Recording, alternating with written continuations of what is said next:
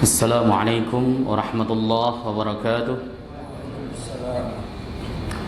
Alhamdulillahi rabbil alamin wal aqibatu lil muttaqin wala udwana illa 'alal zalimin. Asyhadu an la ilaha illallah wahidul halim wa asyhadu anna Muhammadan 'abduhu wa rasuluhul karim. Allahumma fassalli wa sallim wa barik ala hadzal nabiyil karim nabiyina Muhammadin sallallahu alaihi wasallam wa ala alihi wasahbihi wa man tabi'ahu ila yaumiddin, amma ba'du. Fa ya ibadallah ittaqullah lianna Allah ta'ala yaqulu fi kitabihil aziz wa huwa asdaqul qailin ya ayyuhalladzina amanu ittaqullaha haqqa tuqatih wa la tamutunna illa wa antum muslimun. Fa inna ahsanal hadis kitabullah wa khairal hadi hadi Muhammadin wa syarrul umur muhdatsatuha wa kullu muhdatsatin bid'ah wa kullu bid'atin dhalalah wa kullu dhalalatin finnar. Alhamdulillah, syukur kepada Allah Subhanahu wa taala atas limpah nikmat yang diberikan kepada kita semuanya. Salawat salam mudah-mudahan terus tercurah ke haribaan beliau Rasul akhir zaman Nabi Muhammad sallallahu alaihi wasallam beserta seluruh keluarga beliau, sahabat, kerabat dan pengikutnya, serta kita semuanya umatnya, umat dakwah ijabah yang senantiasa istiqamah, konsisten dalam menjalankan dan mengerjakan sunnah-sunnahnya hingga akhir masa nanti. Jamaah sekalian yang dimuliakan oleh Allah Subhanahu wa taala, kita kembali akan membahas kitab Taisirul Alam Syarah Umdatil Ahkam sampai kepada hadis nomor 92. Ya, betul ya. Bismillahirrahmanirrahim. Qala al-muallif rahimahullahu taala wa nafa'na bihi wa bi'ulumihi fid dharain. Rabbana shrah lana sudurana wa yassir lana umurana wahlul 'uqdatam min alsinatina yafqahu aqwalana. Allahumma akhrijna min dhulumatil wahmi waftah 'alaina bi ma'rifatil ilmi wa hassin akhlaqana bil hilmi wassahhid lana bi fadlik wa anshur 'alaina min huzni rahmatik warhamna fa innaka khairur rahimin warzuqna fa innaka khairur raziqin. Bismillahirrahmanirrahim. Al-hadisus tsani wa tis'un, hadis yang nomor 92. An Anas bin Malik radhiyallahu taala anhu, dari Anas bin Malik, semoga Allah Subhanahu wa taala ridha kepada beliau, anin Nabi sallallahu alaihi wasallam qol, dari Nabi Muhammad sallallahu alaihi wasallam beliau bersabda, i'tadilu fis sujud. I'tidallah kalian. I'tidal itu artinya proporsional. Proporsionallah kalian di dalam sujud. Wala yabsutu ahadukum dhira'aihi imbisatal kalbi. Janganlah kalian menjulurkan lengan, dhira' itu lengan bawah. Ya, janganlah kalian menjulurkan lengan bawah kalian sebagaimana anjing menjulurkan lengannya. Jadi kalau anjing menjulurkan lengannya ketika sujud itu, tangannya nempel, lengan bawahnya nempel di bumi. Coba lihat anjing kalau lagi rebahan itu atau apa duduk, itu biasanya tangannya nempel di bumi, begitu kan. Nah, posisi sujud semacam ini itu dilarang oleh Rasulullah sallallahu alaihi wasallam. Sebenarnya memang Nabi sallallahu alaihi wasallam itu dalam beberapa hadis melarang kita meniru gerakan hewan. Salah satunya ini, kalau Anda sujud, jangan Anda menjulurkan tangan sebagaimana menjulurkannya tangan anjing menjulurkan tangan. Jadi kalau orang sujudnya kesukaan tangannya nempel lalu kemudian nengkurap begitu, itu seperti anjing yang sedang menjulurkan tangan. Itu hukumnya makruh. Enggak haram tetapi makruh. Salatnya tetap sah. Tapi seyogyanya dihindari. Kenapa? Karena kita ingin mendapatkan pahala yang sempurna. Di satu sisi lain, dalam hadis Nabi yang lain, Nabi melarang ketika kita turun dari i'tidal ke sujud, itu jangan seperti menderumnya onta. Wala tabruk, janganlah kalian itu menderum, ya, kama yabrukul ba'ir atau kama tabrukul ba'ir, sebagaimana onta itu menderum. Ya, meskipun nanti takwilnya para ulama itu berbeda, tafsiran para ulama berbeda bagaimana menderumnya onta, apakah mendahulukan lutut dulu ataukah mendahulukan tangan dulu, itu para ulama berbeda pendapat. Ya, Nabi Shallallahu Alaihi Wasallam kan melarang kita untuk menderum sebagaimana derumnya onta. Tapi prakteknya di kalangan para sahabat itu beda-beda. Abdullah ibnu Umar radhiyallahu taala anhu, beliau ketika beliau melaksanakan sujud, beliau lebih suka mendahulukan tangannya daripada lututnya. Satu sisi. Kemudian ada hadis lain, ya, hadis dari riwayat sahabat Nabi Shallallahu Alaihi Wasallam yang namanya Wa'il bin Hujr. Beliau mengatakan Nabi itu kalau sujud mendahulukan lutut dulu baru tangan. Terus bagaimana perspektif ulama di dalam masalah ini? Nah, itulah yang pertama, mereka mendalami hadis ini, mentahridz hadis ini, ya, dan menemukan bahwa hadis ini kualifikasinya sama-sama hasan li ghairihi. Hadis Wa'il bin Hujr itu dhaif. Kenapa? Karena dilewat sanadnya melalui jalur namanya Shuraik. Setiap Shuraik meriwayatkan hadis, kalau tidak ada penguatnya maka dia lemah, maka hadis ini dhaif. Kemudian ada hadis Abdullah bin Umar tadi. Tetapi dalam ilmu hadis, Abdullah bin Umar kalau melakukan suatu pekerjaan itu disebut dengan hadis mauquf, atau ketika beliau mengatakan sesuatu hadis mauquf, ya. Maka hadis mauquf kualifikasinya pun dhaif. Terus bagaimana prakteknya? Yang sebenarnya Imam Nawawi mengatakan hadis ini tidak bisa ditakhrij dari sisi sanad, nggak bisa diunggulkan satu sama lain. Hadis ini memiliki kedudukan yang sama sehingga Anda boleh mengamalkan apakah mendahulukan tangan dulu ataukah lutut dulu, kata Imam Nawawi. Juga saya baca di dalam kitab Syarah Sahih Bukhari namanya Irsyadis Sari Syarah Sahih Bukhari.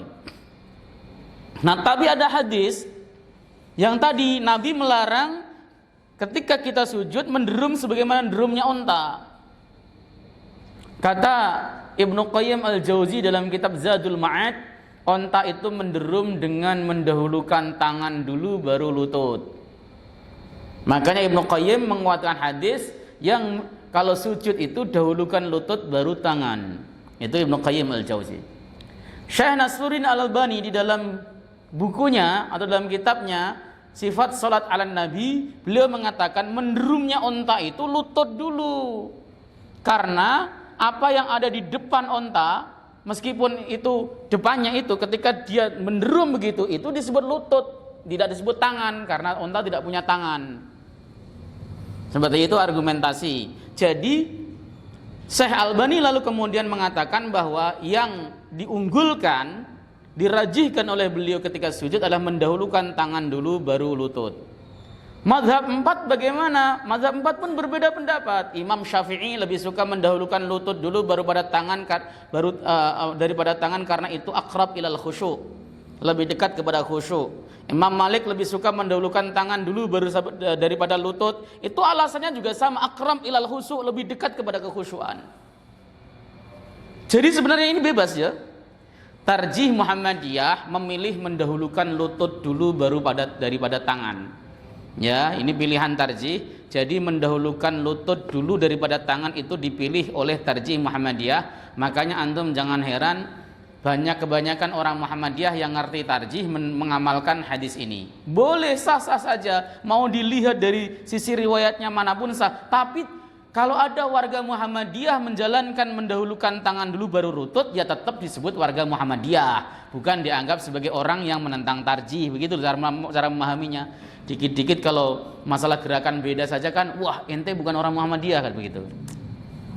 Ya tetap kita sebagai orang Muhammadiyah ya, pengikut Nabi Muhammad SAW, karena hakikatnya tidak dilarang.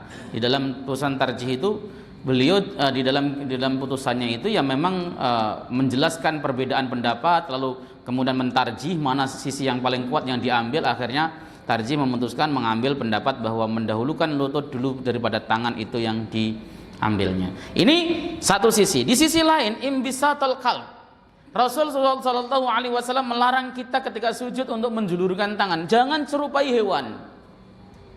Ya, apa alasannya? Nah, kita baca karena di sini ada sarahnya.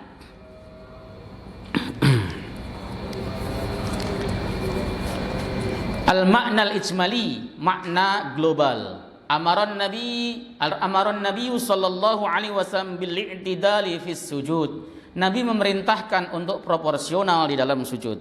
Wa dzalika bi ayyakunal musalli ala hayatin hasanatin fi sujud. Yang demikian itu seorang yang melaksanakan salat seyogyanya ya berada dalam kondisi terbaik pada saat melaksanakan sujud. Kondisi terbaik, sujudnya yang sempurna, sujudnya menandakan bahwa dia adalah orang yang semangat, cinta sama ibadah, rogob terhadap salat. Jangan seperti sujudnya orang malas. Haitsu yaj'alu kaffaihi 'alal ardi, ya sekiranya orang tersebut menjadikan dua telapak tangannya ada di atas bumi, di atas lantai. Jari-jarinya tidak direnggangkan, tidak juga dirapatkan, biasa saja, dan itu mengarah jari-jarinya ke arah kiblat. Ya, kan ada orang laki-laki sholat gini nih, begitu ada. Ya, pas buruk itu sambil tangannya begini, sambil rapat bang. Apakah nggak sah sujudnya? Sah sujudnya. Ya, perspektif ulama manapun sah. Apalagi kalau pakai perspektif Hanafi, sujud itu versi Hanafi cukup kepalanya nempel ke lantai juga sah. Karena sujud hakikatnya adalah menaruh kepala di atas lantai kata mazhab Hanafi. Ya, tapi hay'ah semacam ini, posisi semacam ini itu posisi tidak sempurna. Ya, jangan kemudian yang penting kan sholat sambil Allahu Akbar, Masya Allah. Ya, tangannya ada yang gesek begini, ada yang begini, tapi yang betul adalah lurus menghadap kiblat. Supaya apa? Supaya seluruh anggota tubuh kita itu menghadap ke arah kiblat. Begitu. Termasuk kaki-kakinya. Kenapa ketika sujud kita disunahkan kaki-kaki kita itu, jari-jarinya ketika kita tekuk itu menghadap ke kiblat? Yaitu supaya anggota tubuh kita juga melaksanakan ibadah, ketaatan kepada Allah Subhanahu wa taala. Kita penuhi hak kita. Kalau seandainya pas waktu sujud, kakinya yang satu melungker ke sini boleh enggak? Tapi masih nempel, masih manjat bumi. Boleh dan sah sujudnya. Tapi kan bukan hay'ah yang sempurna. Makanya ketika kita melaksanakan sholat, hay'ah kita, hay'ah yang sempurna. Posisi kita yang sempurna. Wa yarfa'u dhira'ih, dan Nabi mengangkat dhira'nya. Ini dhira', lengan bawah. Diangkat, enggak ditempelin ke bumi, diangkat. Begitu. Al-Imam An-Nawawi dalam kitab Majmu' Syarah Muhadzab ketika menjelaskan hadis ini, beliau mengatakan Rasulullah itu ketika sujud, beliau itu tempelkan telapak tangannya di atas bumi, ya, menantap gitu. Kemudian beliau angkat dhira'nya, beliau angkat dengan mubalaghah, dengan sangat mengangkatnya, sehingga ketiak beliau itu bisa dilihat dari belakang seandainya tidak tertutup baju, kata Imam Nawawi begitu. Seandainya tidak tertutup baju itu kelihatan dari belakang. Kenapa? Karena diangkat benar. Ini hay'ah sujud terbaik. Ini yang bisa mendatangkan rasa khusyuk. Kan kita enggak. Kita kalau lihat orang sujud kayak gitu, sujudnya kok sombong amat loh. Sombong itu bukan urusan sujud.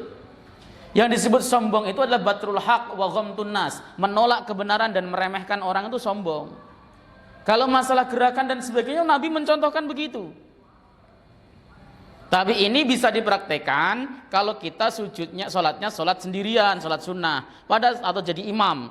Kalau sholat berjamaah tidak bisa. Kenapa? Karena begitu kita merenggangkan sangat, kepala orang yang kena. Makanya tetap posisinya tangan kita angkat, tapi tidak terlalu, supaya apa? Menghargai atau memberikan hak sujud kepada orang lain.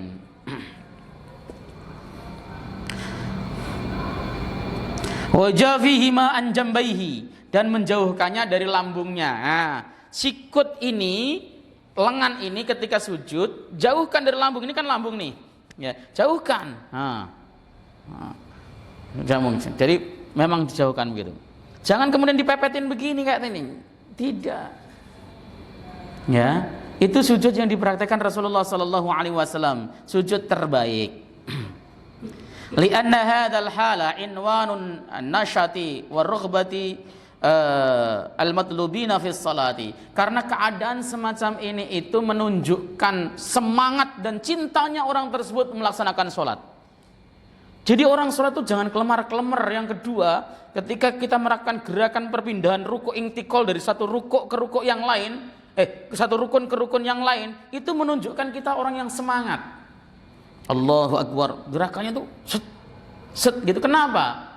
Supaya menggetarkan lawan. Kalau seandainya orang-orang kafir lihat orang muslim sholat, gerakannya luar biasa, ini ahli kungfu semuanya, jangan-jangan. Coba kalau sholat, ya cacingan semuanya nih.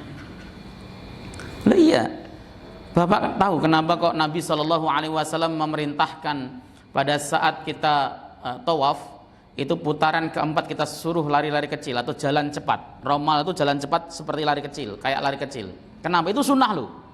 Meskipun sekarang hampir tidak bisa dipraktekkan, kenapa? Karena desak-desakan. Tapi itu sunnah. Sejarahnya itu ketika Rasulullah mau umroh pada saat perjanjian Hudaybiyah, kan yang menyertai beliau banyak orang yang sakit, kena demam. Sakit. Orang-orang kafir itu sudah nungguin di depan Ka'bah. Ayo kita tungguin, mereka lagi sakit, lagi loyo. Nanti ketika mereka kendor ibadahnya kita ketertawain, kita tepuk tangan. Orang-orang kafir nungguin. Rasulullah dikasih tahu oleh malaikat, maka Rasulullah kemudian berkata kepada sahabatnya, nanti begitu sampai ke Madinah, ke depan Ka'bah, buka pundak sebelah kanan, buka semuanya, jangan ditutupi, buka dan romal seperti lari kecil. Ya, begitu sampai sana dibuka semuanya dan romal. Loh, katanya demam, kok pada gagah-gagah?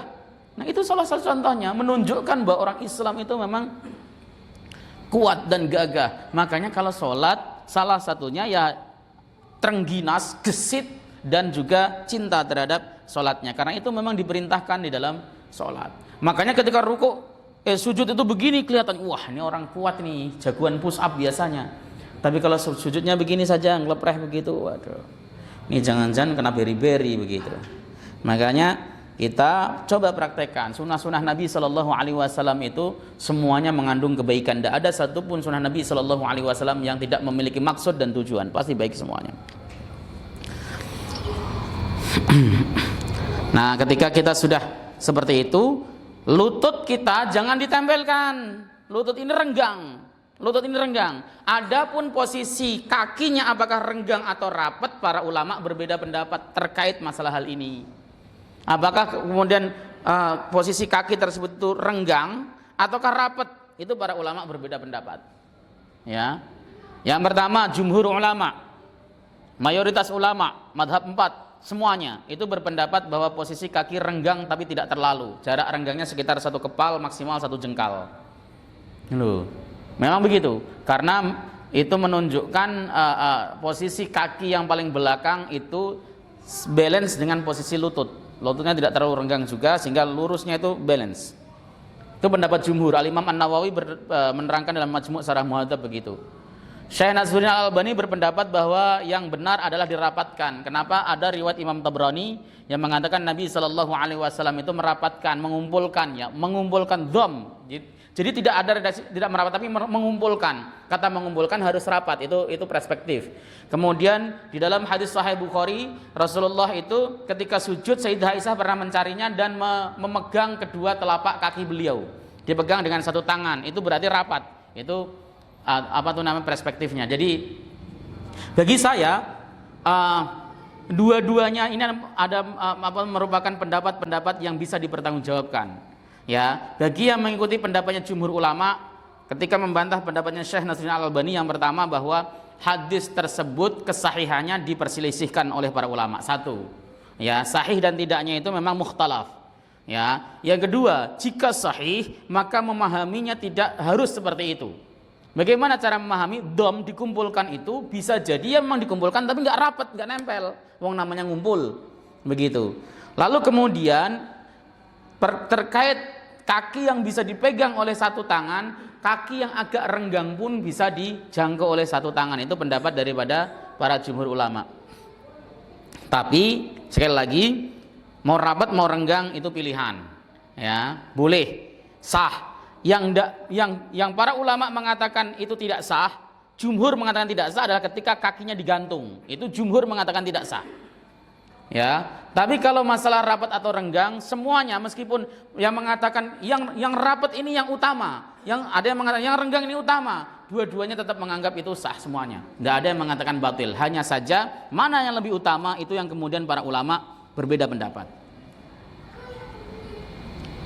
Ya, kalau di Tarjih Muhammadiyah memilih pendapat yang agak renggang sedikit, tidak rapat sekali. Tapi kalau saya praktek pribadi ya sering rapet. Ya kenapa? Karena kalau sholat pakai celana itu kalau renggang-renggang itu nggak begitu nyaman begitu kalau saya ya. Tapi kalau masalah ilmiah ya itu dua-duanya bisa dipakai. Kenapa? Karena mengemuka mereka keduanya berargumentasi dengan menggunakan dalil-dalil yang cukup argumentatif begitu. Ini supaya antum fahami. Jadi ketika menegakkan tangan apakah rapat? Ada yang rapatnya ya rapat tetapi jempolnya doang yang menginjak begitu. Jadi tidak dihadapkan ke arah kiblat semuanya. Secara fikih sujudnya sah. Jadi begitu. Jadi nanti antum ketika melihat teman-teman sujudnya kok variasi kakinya beda-beda, ada yang rapat, ada yang renggang ya biasa. Tapi renggangnya jangan kemudian ngangkang banget ya. Kakinya sampai renggang banget itu ya enggak begitu. Renggangnya itu ya proporsional, enggak terlalu direnggangkan sekali. Itu pendapatnya jumhur ulama mazhab 4 ya, seperti itu. Banyak apa yang kemudian kita itu bisa berbeda perspektif ya. Seperti contoh Nabi SAW ketika berdiri dari sujud ya, berdiri dari sujud itu beliau seperti mengadoni roti. Ya, hadis ini kan kualifikasinya diperselisihkan para ulama. Ada yang mengatakan sahih, ada yang mengatakan tidak sahih. Sampai Ibnu Hajar mengatakan lau sahhal khabar, seandainya khabar ini atau hadis ini sahih. Begini pemahamannya, begitu. Makanya kemudian praktek di lapangannya bisa beda. Kenapa? Ada ulama yang menghukumi sahih, ada yang menghukumi dhaif. Itu pertama, dari sisi itu saja bisa jadi perbedaan pendapat. Yang kedua, hadis ini itu ihtimal kalau dipahami. Misalnya contoh, ya, mengadoni roti. Ngadoni roti itu yang benar ngepal atau begini tangannya. Itu ihtimal. Saya lihat orang pengadon roti, ada kalanya dia ngepal begitu. Jadi ketika ngadonin kue ya atau roti, bikin adonan tuh tangannya dikepal-kepal begitu, memang iya ada. Ada yang tangannya begini. Ya. Mana yang kemudian dipakai? Makanya Ibnu Hajar Al-Haytami mengatakan bahwa seandainya hadis tersebut sahih, maka cara memahaminya ngadonin roti tetap tangannya terbuka begini. Ya, ini perspektif.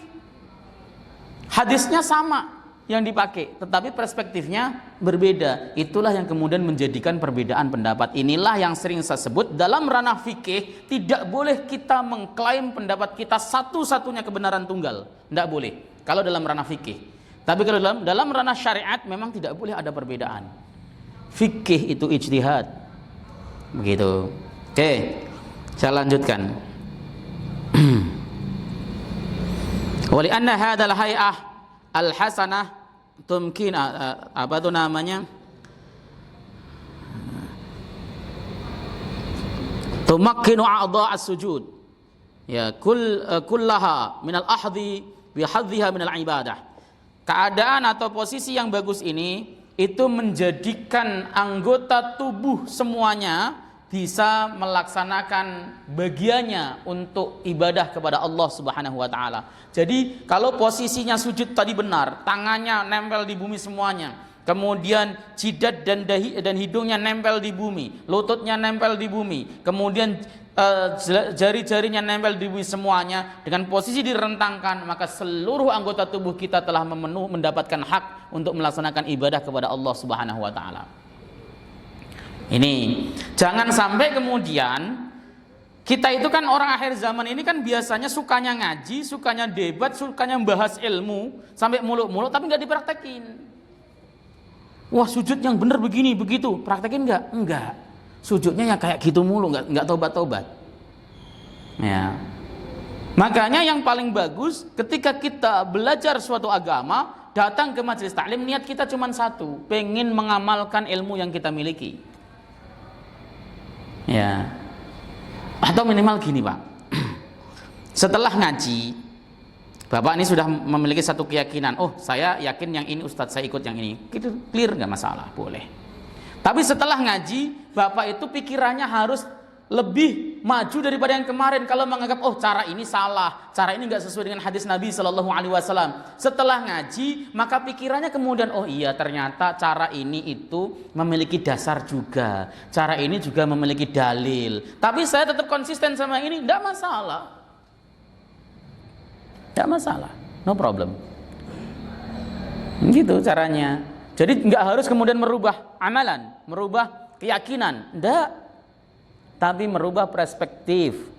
Yang kemarin-kemarin dulu sering kemudian mengatakan si fulan salah, si fulan tidak sesuai dengan Nabi SAW. Persoalannya, sering saya dapati orang yang mengatakan, oh itu tidak sesuai dengan Nabi SAW. Bukan tidak sesuai, tetapi kurang pengetahuannya orang yang berbicara. Ya. Kenapa? Karena ternyata dalam istimbat hukum dari nas yang ada, para ulama memiliki metodologi yang berbeda-beda sehingga menjadikan hasil yang berbeda. Agak melenceng dikit supaya antum itu paham tentang masalah ini. Saya itu pengen begitu selesai ngaji, dengan saya itu antum tetap istiqomah dengan konsisten ibadah dengan ibadah yang antum kerjakan dengan baik. Jika memiliki dalil, satu, jika memiliki dalil. Yang kedua, sudah memiliki pandangan yang tasammuh, insaf terhadap orang lain yang berbeda.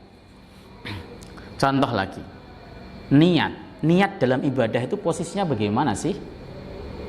Ya, apakah niat wudhu itu harus bareng dengan membasuh wajah sesuai dengan mazhab Syafi'i? Ataukah boleh niat wudhu itu ketika kita masuk kamar tempat wudhu kita sudah dianggap sebagai niat wudhu sesuai mazhab Ahmad bin Hambal? Ataukah kita nggak usah niat sama sekali sesuai mazhab Abu Hanifah? Loh kok bisa beda-beda Ustadz? Kan ada hadis niatnya. Itulah cara pandang ulama. Yang pertama, mazhab Abu Hanifah mengatakan niat wudhu itu tidak wajib. Kalau Anda datang ke tempat wudhu membasuh wajah, membasuh tangan sesuai dengan aturan Al-Quran, maka Anda sudah dianggap wudhu meskipun tanpa niat. Kok bisa? Ya faktanya di dalam Quran tersebut tidak disebut niat. Dalam wudhunya Nabi dalam hadis Utsman bin Affan juga tidak disebut niat. Nggak ada disebutkan niat. Hadis niat itu ada terpisah, yaitu hadis Umar bin Khattab, innamal a'malu bin niat wa innamal likulli imri'in ma nawa. Itu terpisah. Makanya Abu Hanifah mengatakan tidak perlu niat, tidak apa-apa, prakteknya Nabi juga nggak pakai niat kok. Yang kedua, perspektifnya mazhab Ahmad. Imam Ahmad mengatakan bahwa niat di dalam wudhu maupun sholat itu bukan rukun tapi syarat. Tahu artinya syarat? Sesuatu yang harus dipenuhi sebelum melakukan ibadah, kan? Itu syarat. Wudhu syarat nggak dalam sholat? Wudhu syarat. Ada nggak orang melaksanakan wudhu di dalam sholat? Nggak ada. Pasti sebelum sholat dia wudhunya. Boleh di rumah nggak? Boleh, karena syarat. Makanya kalau kemudian ada saudara kita yang dia mengatakan saya niat sholatnya dari rumah Ustaz, sudah niat sholat, itu berarti mengikuti pendapatnya Imam Ahmad bin Hambal yang niat itu masuk ke dalam bagian syarat, bukan rukun. Saya niatnya wudhu tadi di rumah Ustaz, atau sebelum masuk tadi sudah niat wudhu, sampai ke kamar tempat wudhu saya langsung membasuh berkumur-kumur dan sebagainya tanpa niat, boleh nggak? Boleh, perspektifnya Ahmad. Kalau perspektifnya Syafi'i, niat masuk dalam rukun. Kalau masuk rukun berarti dia dikerjakan ketika sudah mengerjakan perbuatan ibadahnya. Misalnya wudhu. Wudhu kapan pertama kali melaksanakan ibadah? Pada saat masuk wajah. Sebab Quran yang mengatakan idza qumtum ilas salati faghsilu wujuhakum. Wajah yang pertama. Saat itulah kemudian niat harus terpancar dalam hati. Mazhab Syafi'i. Ada yang berani menyalahkan. Wah, masing-masing ini argumentatif kok. Enggak nas. Kalau kita sama-sama ngeyel nas, apa Rasulullah menjalankan? Loh, sebutkan satu hadis saja yang Rasulullah wudhu pakai niat. Tidak ada kan? Tidak ada. Mazhab Abu Hanifah begitu. Lah, kemudian bagaimana menyikapi hadis innamal a'malu binniyat wa innamal likulli imri'in ma nawa? Sesungguhnya sahnya suatu amal itu dengan niat. Ya. Nah, itulah yang perlu dijawab oleh mazhab Abu Hanifah. Tapi dalam penggunaan praktek lapangan, faktanya ulama 4, mazhab 4 yang disebutkan oleh para ulama setelahnya sebagai a'immatul huda, ulama yang mendapat hidayah, itu memang berbeda-beda di dalam memahami nas. Maka yang benar ketika bertanya itu adalah dalam perspektif pandangan antum dalam hadis, pandangan Pak Ustadz tanya bagaimana pandangan antum terkait masalah ini di dalam hadis Nabi dan sebagainya, seperti itu. Karena ada loh orang yang kemudian mengatakan bahwa dalam perspektif syariat yang benar ini, siapa yang memiliki kewenangan untuk mengatakan Anda itu, pemahaman Anda itu wakil daripada perspektif syariat? Tidak ada. Syariat itu tidak boleh khilaf, Pak. Syariat itu al-haq wahid, kebenaran itu satu. Babi haram titik, udah nggak ada khilaf. Itu syariat. Salat 5 waktu wajib, itu titik, itu syariat, itu bukan fikih. Nggak ada perdebatan di sana. Jadi kalau kemudian ada persoalan fikih, antum mengatakan secara syariat yang benar ini, berarti antum mengklaim pendapat antum ini terbenar, sementara yang lain ini adalah salah, dhalah. Ini yang sering terjadi di masyarakat. Kemarin saya ditanya pas ngaji, dalam perspektif syariah menurut bagaimana Ustadz lu? Ya saya tidak memiliki hak untuk menyatakan bahwa pendapat saya itu adalah syariah, enggak. Dalam perspektif fikih ya yang saya pahami, perspektif fikih yang saya pahami. Itu harus kemudian dipahami dengan sangat jelas. Ya, jangan sampai kemudian kan memang kalau sudah bicara ini syariat itu sudah menakutkan karena tidak boleh ada khilaf. Salat subuh 2 rakaat itu syariat bukan fikih. Ya, salat asar 4 rakaat itu syariat bukan fikih, maka tidak ada ijtihad di sana. Enggak boleh Anda mengatakan bahwa untuk khusus orang Rusia salat subuhnya boleh 4 rakaat, enggak boleh, enggak ada. Syariat namanya. Ya, ini supaya antum tahu bahwa ternyata ya banyak sekali dalil-dalil yang dipahami beda oleh para ulama, sehingga konklusi hukum fikihnya sampai hari ini bisa beda. Tadi saya waktu pagi hari saya ngasih pengajian di sebuah BUMN, itu ditanya, Ustadz, kenapa sih harus mengikuti 4 madhab, pendapat madhab 4 dan sebagainya, kenapa nggak langsung ambil hadis sahih saja? Persoalannya ulama di dalam memahami hadis sahih itu berbeda-beda pendapat. Ini hadisnya sahih apa tidak? Itu ulama bisa beda-beda pendapat. Makanya antum bisa lihat putusan tarjih Muhammadiyah kayak Darul Ifta al-Misriyah kayak atau Lajnah Daimah, semuanya ketika mereka merangkum pendapat pasti menyodorkan pendapat ulama dulu. Ini ulamanya berpendapat begini, versinya madhab Syafi'i diwakili Imam Nawawi begini, versinya pendapat Ahmad bin Hambal diwakili oleh Ibnu Qudamah begini. Terus ke bawah baru kemudian ditarjih mana yang menurut lembaga fatwa tersebut lebih hak kepada kebenaran. Oh, ini menurut pendapat kami yang kuat, yang rajih adalah pendapat yang A. Selesai. Itu saja yang dilakukan oleh orang-orang zaman kita. Tidak ada. Sekelas Ibnu Taimiyah sekalipun di dalam Majmu' Fatawa, beliau ketika mau menyimpulkan suatu putusan fikih, beliau menukil pendapat ulama sebelumnya. Jadi kalau kemudian ada orang mengatakan Imam Nawawi berkata begitu, wah jangan ikutin Imam Nawawi, ikuti hadis saja. Dari mana Anda paham hadis? Kalau saya dikatakan begini, Muhammadiyah itu hanya ikut Quran dan Sunnah, betul, karena itu masadir, dalil itu hanya Quran dan Sunnah. Nah, begitu kan? Tetapi lihat di dalam putusan tarjihnya, banyak sekali menukil pendapat-pendapat para ulama. Ibnu Hajar berkata begini, Imam Nawawi berkata begini, Ibnu Qudamah begini, kesimpulannya A, begitu. Masadir timbangannya apa? Quran hadis untuk mengatakan ini yang dekat kepada kebenaran mana? Timbangannya apa? Ya Al-Quran dan hadis lagi. Masadir Islam kan itu, Quran sama hadis. Kemudian para ulama merumuskan tambah lagi ijma' sama qiyas. Itu oke. Ustaz, boleh tanya? Nanti Pak, sebentar Pak. Sebentar ya. Jadi setelah ngaji harus cerdas ya. Wa naha an bastir dhira'aini fi sujud, dan Nabi melarang untuk menjulurkan kedua lengannya pada saat sujud. Li'annahu dalilul kasal wal malal. Dan ini merupakan dalil atau yang sesuatu yang menunjukkan kepada kemalasan dan kebosanan. Orang yang sujudnya itu suka menelunjukkan tangannya begitu, itu menunjukkan dia malas dan lagi bosan. Malas gerak, bahkan sujudnya terkadang lebih lama daripada yang biasa, lama terus. Itu bukan zikir, itu karena malas bangkit. Begitu. Wa bihi tashbihu afdali halatil ibadah bihali ahasil hayawanat wa aghdariha wa huwa tashbihu bima la yalik. Itu merupakan penyerupaan keadaan yang paling utama dalam ibadah diserupakan dengan sesuatu hal yang paling rendah di dalam ibadah, yaitu perbuatan hewan, dan bahkan penyerupaan ini penyerupaan yang tidak layak. Mayukhad minal hadis, apa yang diambil daripada hadis ini? Masyru'iyatul i'tidali fi sujud, disyariatkan untuk proporsional di dalam sujud. Tadi proporsional itu seperti itu ya.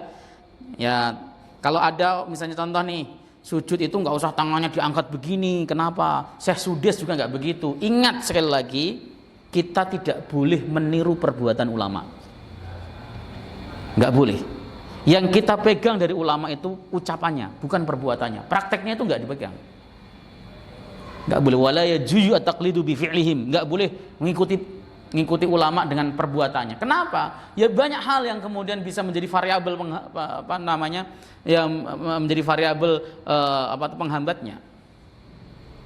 Yang kita ikuti ucapannya. Makanya An-Nawawi dalam Majmu' mengatakan, ya mengangkat tangan itu mubalaghah. Ya disangatkan sehingga kalau seandainya tidak pakai baju, ketek Nabi Shallallahu Alaihi Wasallam itu akan terlihat. Seperti itu. Yang kedua, an-nahyu an basti dhira'aini fi sujud li'annahu dalilul kasal. Oke. Dilarangan untuk menjulurkan kedua lengan pada saat sujud karena itu menunjukkan kemalasan. Yang ketiga, yu'khadhu minhu aidan karahatu musyabihatil hayawanat khususan fi hali ada'il ibadat. Diambil kepahaman atau pelajaran darinya juga makruhnya untuk meniru hewan terlebih pada saat kita melaksanakan ibadah. Pada saat melaksanakan ibadah jangan tiru gerakan hewan termasuk ika'nya anjing, karena ika' ada yang diperbolehkan, ada yang tidak diperbolehkan ya. Oke. Ada yang mau nanya? Silahkan Pak. Ketika sholat berjamaah, misalnya sebelah saya itu pada rakaat pertama dia berdiri tapi ngangkat jauh sekali, tapi pada rakaat selanjutnya lurus sehingga jaraknya jadi lebar. Gimana sikap saya? Ya, baik. Bismillahirrahmanirrahim. Jadi kalau kita misalnya sholat di rakaat pertama dia ngangkang lebar sehingga rakaat kedua kita berdiri malah rapat, jadi lebarnya jarak jauh. Posisinya kita misalnya ini imam, kita berada posisinya di sebelah sini. Nah, yang renggang adalah posisi bapak. Ya, posisi bapak yang ke arah imam loh. Ya, maka bapak disunahkan untuk menggeser kaki bapak atau bapak pindah selangkah lagi untuk mendekat kepada dia, untuk merapatkan shaf. Itu tidak batal. Kenapa? Karena itu masyru' di dalam sholat, disyariatkan di dalam sholat. Gerakan itu kan kemarin kita bahas. Ya, gerakan itu ada yang tidak disyariatkan di dalam sholat. Kalau kita melakukannya sedikit tidak batal tapi makruh. Tapi kalau melakukan banyak bisa batal. Karena apa? Gerakan itu tidak disyariatkan. Tapi kalau disyariatkan karena ada kholal, ada renggangan antara shaf, ya bapak boleh untuk menggeser. Satu misalnya, kok masih geser lagi dua sehingga rapat. Bahkan kalau bapak nggak menggesernya, orang yang di belakangnya boleh nutup ke depan. Satu, dua ditutup. Kalau memang nutup satu tubuh, makanya menggeser. Yang sunnah menggeser itu adalah orang yang sebelah sana, bukan ini imam ya, ini imam. Di sebelah sini rapat, ini ada renggang. Yang sunnah menggeser itu yang sebelah sini ke sini, bukan sini ke sini, salah. Karena harus mendekat kepada imam. Lah terus kemudian ketika samping bapak ini bergeser, lah samping saya renggang dong nanti. Itu urusan dia biar mikir sendiri. Bukan urusan bapak lalu ngangkang selebar-lebarnya. Bukan itu. Itu cara yang benar. Proporsional saja sholat itu.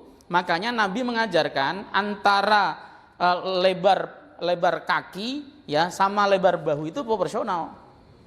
Ini proporsional dengan itu. Jadi asalnya nggak kemudian wah ini kalau saya geser ke sini saya renggang, akhirnya kemudian dilebarin ke sana kakinya, nggak seperti itu. Itu urusan sana. Untuk maju ke sini terus. Kalau di sana renggang, yang belakang boleh maju ngisi. Itu cara pengaturan shaf dan itu tidak membatalkan karena apa? Ini gerakan yang disyariatkan di dalam salat. Gitu, Pak. Jadi kita menggeser kalau kita sebelah kiri kita ke kanan. Ke arah imam ya, ke arah posisi imam. Ya, jangan ke arah tembok pokoknya. Gitu. Tapi berarti yang sebelah kiri kita geser lagi. Terus ya. Kalau dia menyadari, makanya harus ngaji biar sadar.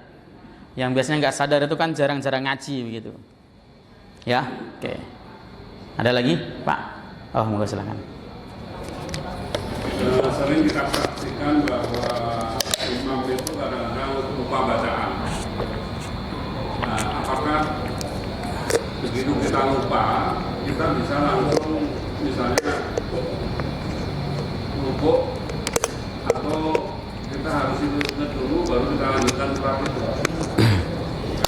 Kasus yang pernah terjadi, jadi untuk imam lupa udah diingatkan tapi tetap lupa, tapi malah disambung dengan surat yang lain gitu. Pindah surat ya. Ya beda surat. Jadi gimana Ustaz? Baik. Sebaiknya itu lupa langsung kita ruko aja atau bagaimana gitu? Akhiri Ya, baik. Opsional dalam pandangan mazhab 3 ya. Karena bacaan Quran menurut mazhab 3 di dalam sholat itu hukumnya sunnah, nggak wajib. Yang wajib itu Al-Fatihah. Ya, dalam mazhab 3, kecuali mazhab Abu Hanifah. Mazhab Abu Hanifah itu membaca Quran wajib hukumnya. Ya, mazhab Abu Hanifah membaca Qurannya fardu rukun, membaca Fatihahnya hanya wajib. Kalau seseorang melaksanakan sholat tidak baca Al-Fatihah, versinya Abu Hanifah sholatnya sah, tapi berdosa. Tapi kalau ada orang sholatnya kok tidak baca Quran, ya nggak baca ayat Quran, maka sholatnya tidak sah. Itu versinya mazhab Abu Hanifah. Kenapa? Karena beliau memahami hadis musyi sholatahu yang berbunyi ketika idza qumtum ila shalat fakabbir summa qra' ma tayassara ma'aka minal Qur'an. Kemudian bacalah Al-Qur'an yang mudah bagimu. Yang disuruh membaca Al-Qur'an bukan Fatihah. Versinya Abu Hanifah ya. Tapi kalau versinya 3 madhab ya, membaca Quran setelah Fatihah itu hukumnya sunnah, enggak baca sekalipun sah sholatnya karena hanya sunnah. Dalam kasus begitu seorang imam berarti Fatihahnya udah selesai toh, udah selesai yang wajib, tinggal dia pengen dapat pahala lagi untuk baca Al-Quran surat dilalah lupa. Terus bagaimana ya kalau pas lupa dia diem? Makmum itu nyamber bacaan imam kalau lupa, kalau imamnya diem, kalau belum diem jangan disamber. Ya, misalnya contoh wama terus diem, samber. Jangan kemudian nyamber ketika dia masih berusaha mengingat. Itu etika di dalam mengingatkan. Ketika sudah dia diingatkan, berdiam diingatkan nggak bisa, dihitung nggak bisa dan sebagainya, maka dia punya 2 opsi. Langsung rukuk saja boleh, tapi dia tidak mendapat pahala sunnah baca Quran, atau dia pindah surat dan dia mendapat keutamaan membaca Al-Quran di dalam salat. Karena tadi kan lupa, berarti gagal. Dia bisa pindah ke surat pendek ataupun surat yang panjang, yang lainnya silahkan. Dan itu mendapat keutamaan membaca Al-Quran. Gitu aja Pak. Jadi dua-duanya bisa dipraktekkan langsung ruku. Lah kalau diingatkan ini salah, kemudian pindah juga salah juga, lah udah ruku aja lah Pak. Kelamaan gitu kan. Seperti itu. Yang kedua, makmum itu ketika ada imam salah dan sudah ada yang mengingatkan, jangan latah ikut mengingatkan semuanya, tidak boleh. Imam juga jadi bingung. Ya tahu misalnya ini lagi baca surat Ad-Duha. Ya imamnya keder, bingung. Satu masjid hafal Ad-Duha semuanya. Tapi ketika di belakang imam sudah ngingetin, yang lain diem semuanya, nggak usah sok-sok pengen ngingetin. Ini kan yang sering apa? Di sini ngomong misalnya contoh, wawajadaka, belakang wawajadaka, makmum ini bacaannya bener yang mana? Itu serius, caranya salah. Apalagi kalau subhanallah. Berdiri kan misalnya rakaat awal lupa subhanallah, yang di belakang sudah ngingetin, nggak usah yang di belakang jauh subhanallah, nggak usah, udah ada yang ngingetin, udah biarin aja. Kalau imamnya kemudian nggak denger, ada 2 opsi bagi antum: ikuti imam dengan meninggalkan tahiyat awal, nanti sujud sahwi, atau kemudian opsi yang kedua antum mufarokoh. Udah segitu aja, nggak usah teriak-teriakan satu masjid, itu namanya demo imam tuh. Subhanallah, subhanallah, subhanallah, itu tidak boleh ya. Ini harus ingat-ingat ya Pak ya.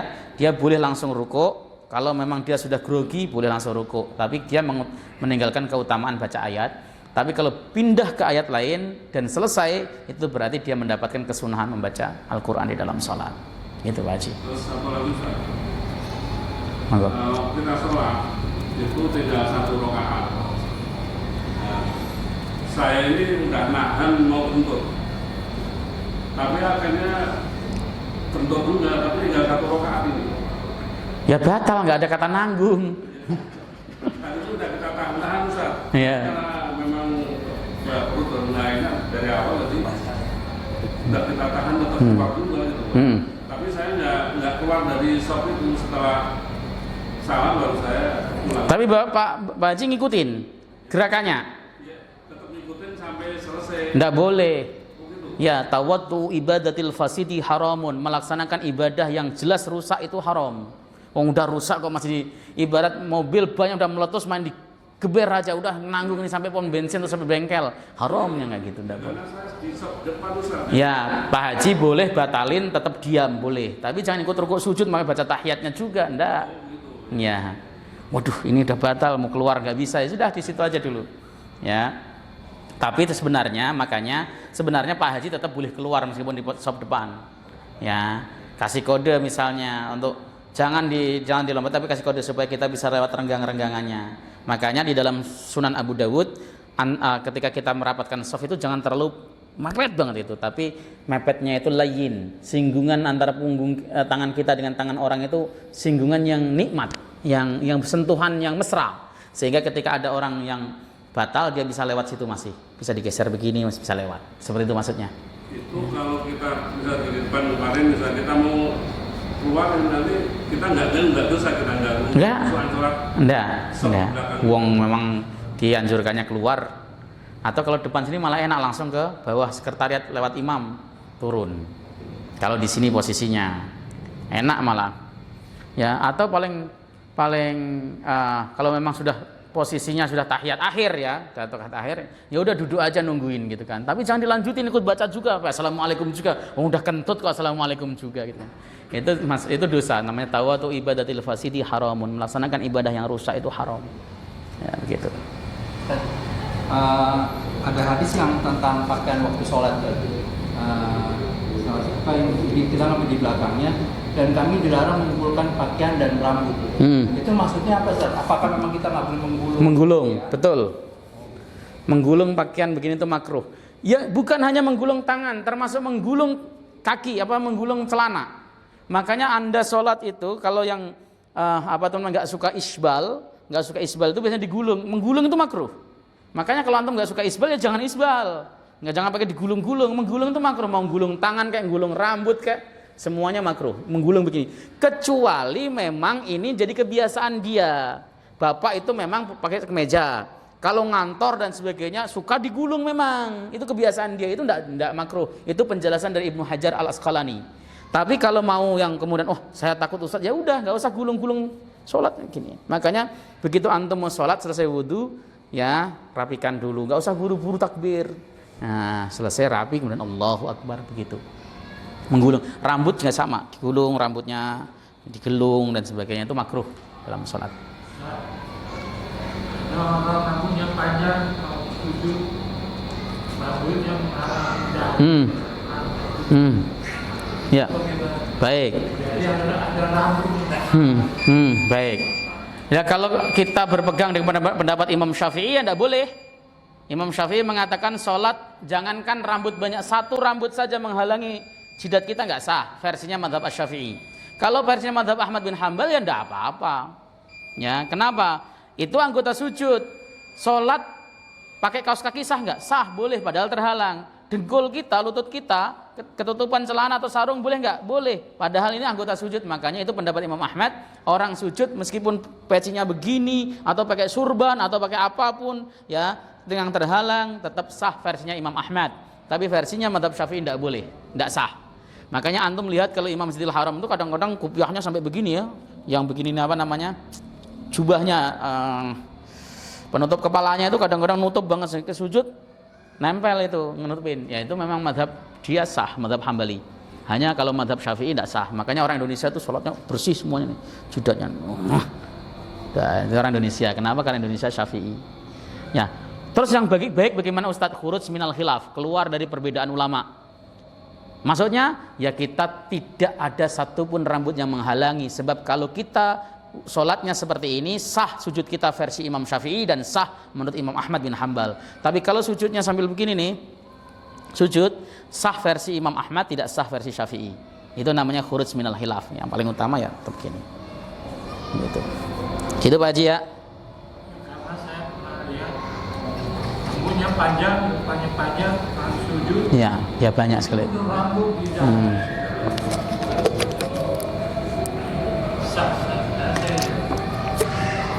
Versinya Imam Ahmad harus gituin. Masalahnya kalau enggak nanti salah perspektif. Oke? Cukup ya? Masih ada satu lagi Ustaz. Oke. Secara Tuhan di samping saya sholat di sini juga Jadi rupanya imam kita tuh bacaannya terlalu panjang. Nah, beliau tuh memang udah terbincang-bincang untuk sakit itu. Akhirnya dalam perjalanan itu beliau duduk duluan, tetapi tetap mereka ini bubar itu. Mereka akhirnya sholat sendiri itu setengah jalan. Mufarokoh ya, ya mufarokoh. Bagaimana Ustaz? Ya mufarokoh berarti dia sholatnya sah tapi tidak dapat pahala jamaah karena dia ibaratnya keluar dari barisan, keluar dari jamaah. Mufarokoh itu keluar dari jamaah. Ya bisa dilakukan seperti kalau Pak Haji misalnya tadi nahan kentut, aduh nggak kuat dan sebagainya, oh kalau ngikutin nggak kuat, udah mufarokoh saja, lanjutin yang kurangnya. Selesai salam, Pak Haji kemudian bisa kentut di situ atau bisa keluar. Ya karena selesai mufarokoh itu seperti itu Pak Haji. Nah makanya ya apa jadi imam itu harus melihat jamaahnya ya seperti itu salah satu tujuannya, dilihat apakah ada yang sakit, apakah ada yang pincang-pincang seperti itu ya, jadi sholatnya tetap sah. Kalau itu namanya mufarokoh ya, mufarokoh itu misah dari jamaah dan itu sering dilakukan oleh para ulama untuk mufarokoh. Mufarokoh itu dilaksanakan karena banyak hal. Contoh misalnya lagi sholat ya, tiba-tiba mesin berdengung kencang, nggak ada opsi lain gimana cara matinya. Misalnya kan, kalau ini kan enak ada pencetannya itu. Misalnya nggak ada pencetannya sama sekali, nggak ada opsi lain selain harus dimatikan di dalam. Maka satu jamaah silahkan mufarokoh, matikan jamaah, matikan apa namanya mesinnya seperti itu boleh kayak gitu. Ya cukup ya. Mudah-mudahan manfaat kita untuk menghadiri majlis. Subhanakallahumma wa bihamdika asyhadu an la ilaha illa anta astaghfiruka wa atubu ilaik. Assalamualaikum warahmatullahi wabarakatuh.